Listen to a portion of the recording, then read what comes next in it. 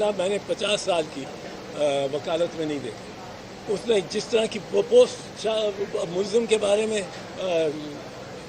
Launch کی ہیں اپنے فیس بک اکاؤنٹ سے, اور جو وہ یہ کر رہا ہے کہ کل آؤ آ جاؤ بس, اور اگر آپ اچھا پھر جو ڈیفینس وٹنسز کس قانون کی پروویژن کے ساتھ وہ مسترد کر سکتا ہے؟ یہ تو میرا یا ملزم کی صفائی کا ہے.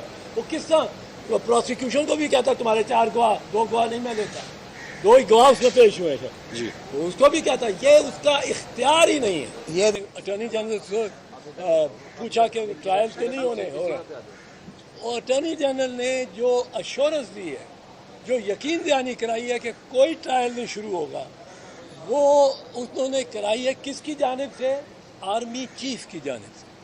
اب یہ آرمی چیف نے بیان دیا ہے سپریم کورٹ میں کہ ٹرائلز ان کے جو ہوں گے وہ ان پہ کارروائی مزید نہیں ہوگی. یہ میں جو 102 خاندان ہیں جہاں تشویش ہے, جہاں ایک بڑی بے چینی ہے, ان کے پیارے وہ ان کا ٹرائل ہو جائے اور سزائیں ہو جائیں تو پھر عدالت بھی کہتی ہے جی پاسٹ اینڈ کلوز ٹرانزیکشن ہو گیا, اب ہم کچھ نہیں کر سکتے.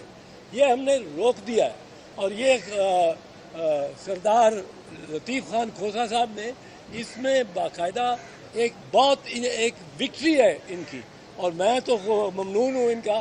پر 102 جو خاندان ہیں جن کے واسطے بنیادی طور پہ ہم ایک پبلک انٹرسٹ کی لیٹیگیشن کے طور پہ یہ کر رہے ہیں اور نکلے ہوئے ہیں.